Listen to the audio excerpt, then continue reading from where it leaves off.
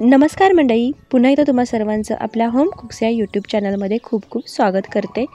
आणि तुम्ही इथे बघू शकता, आज आपण थंडी स्पेशल बनवलेली आहे गुळपापडी। अगदी मऊसूद आणि खुसखुशीत आहे आणि एकदम कमी साहित्यामध्ये ही तयार होणारी गुळपापडी आहे। त्यामुळे तुम्ही हा व्हिडिओ शेवटपर्यंत नक्की पहा। आणि तुम्हाला जर का ही रेसिपी आवडली असेल तर व्हिडिओला लाईक करा, शेअर करा आणि अशा छान छान रेसिपींसाठी होम कुक्स या यूट्यूब चॅनलला नक्की सबस्क्राईब करा। चला तर मग आता वेळ न घालवता आपण रेसिपीला सुरुवात करूया।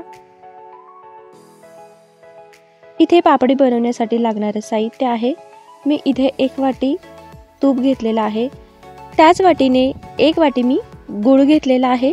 सोबत इथे तुम्ही खसखस बघू शकता आणि मी 2 ते 3 चमचा बारीक किसलेलं खोबरं घेतलेलं आहे।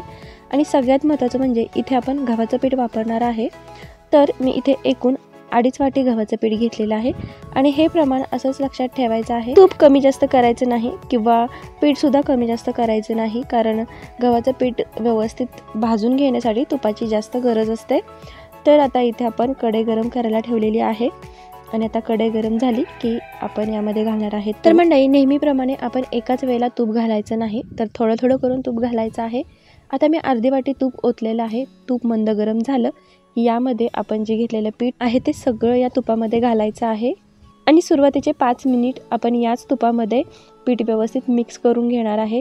तर साधारण आपल्याला पीठ व्यवस्थित भाजून घेण्यासाठी 15 ते 20 मिनिट जातात। थोडंसं गॅस फ्लेम हाय कमी असेल तर जास्त जाऊ शकतो किंवा कमी सुद्धा वेळ लागू शकतो, पण आपण पीठ बरोबर 20 मिनिट भाजून घेणार आहे।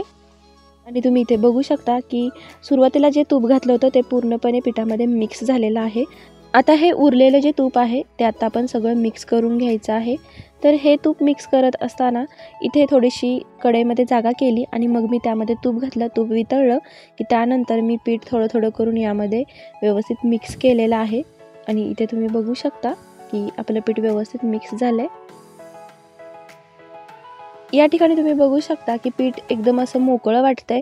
जर का तुम्हाला थोडीशी तुपाची गरज वाटत असेल तर तुम्ही 1-1 चमचा करून तूप घालू शकता, पण जेव्हा पीठ व्यवस्थित भाजतं त्यावेळेला ते थोडं थोडं करून तूप सोडायला सुरुवात करते आणि आपल्याला जास्त तुपाची गरज भासत नाही। तरीसुद्धा जर का गरज भासली तर तुम्ही सांगितल्याप्रमाणे 1-1 चमचा तूप नक्की घालू शकता, पण तुपाचं प्रमाण हे एकदम परफेक्ट असलं पाहिजे, तरच आपली वडी छान खुसखुशीत आणि मऊसूत होते। जर का तूप जास्त झालं तर आपल्याला पुन्हा जास्त करून पीठ भाजून त्यामध्ये मिक्स करावं लागेल आणि कमी झालं तर वडी व्यवस्थित पडली जाणार नाही। तर मंडळी, इथे तुम्ही पाहू शकता की पीठ आहे ते हळूहळू तूप सोडायला सुरुवात केलेली आहे। आता यामध्ये मी 1 चमचा घातलेली आहे खसखस आणि जे आपण खोबरं घेतलं होतं ते सगळं यामध्ये घालून घ्यायचं आहे। साधारण या स्टेजला 15 मिनिट झालेले आहेत पीठ भाजला ठेवल्यापासून। यावेळेलाच मी खोबरं आणि खसखस घातले। आता यानंतर एकदम व्यवस्थित तूप सुटेपर्यंत आपण पीठ भाजून घ्यायचं आहे। आणि सगळ्यात महत्त्वाची गोष्ट म्हणजे हे पीठ भाजत असताना हात अजिबात हलका सोडायचा नाही, कारण अगदी 10 सेकंद जरी आपण हलवलं नाही तरी पीठ लगेचच खाली करपून जातं आणि करपट असा वास येतो। त्यामुळे आपण सतत हलवतच हे पीठ भाजायचं आहे। आणि आता तुम्ही बघू शकता की पिठाला व्यवस्थित तूप सुटायला सुरुवात झालेली आहे। तर अगदी इथून पुढे आपण 2च मिनिट एकदम व्यवस्थित हलवून घ्यायचं आहे आणि पीठ आपलं व्यवस्थित भाजून तयार होणार आहे। आता या स्टेजला थोडंसं मला पीठ थोडंसं सुकं वाटत होतं, म्हणून मी 1 चमचा फक्त तूप ॲड केलं होतं। आणि हे तूप व्यवस्थित मिक्स केल्यानंतर पुन्हा एकदा तुम्ही बघू शकता की आपल्याला जसं पीठ हवं होतं तसं पीठ तयार झालेलं आहे।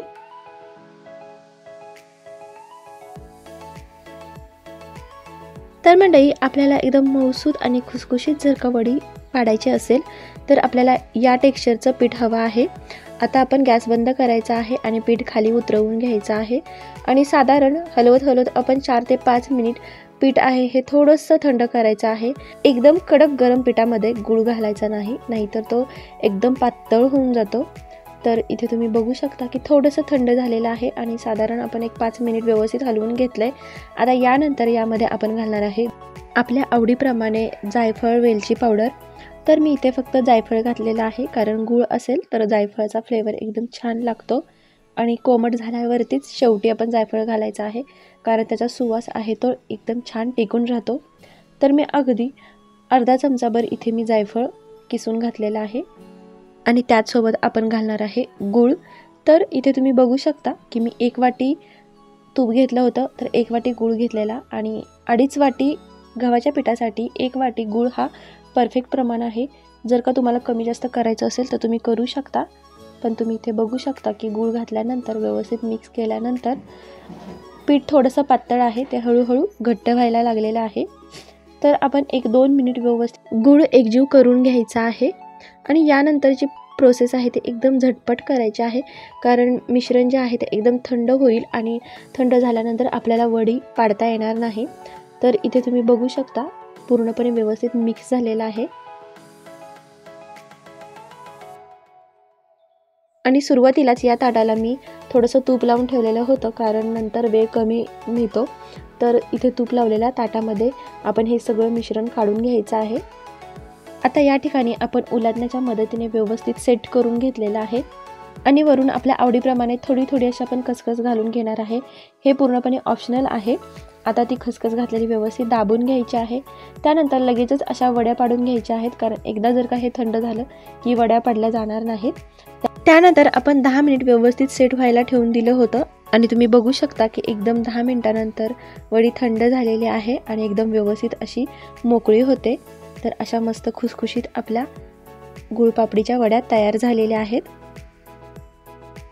आणि इथे तुम्ही मंडळी बघू शकता की परफेक्ट रंग, परफेक्ट टेक्स्चर आणि एकदम खुसखुशीत आणि तोंडात टाकताच विरघळणारी आपली गुळपापडी तयार झालेली आहे.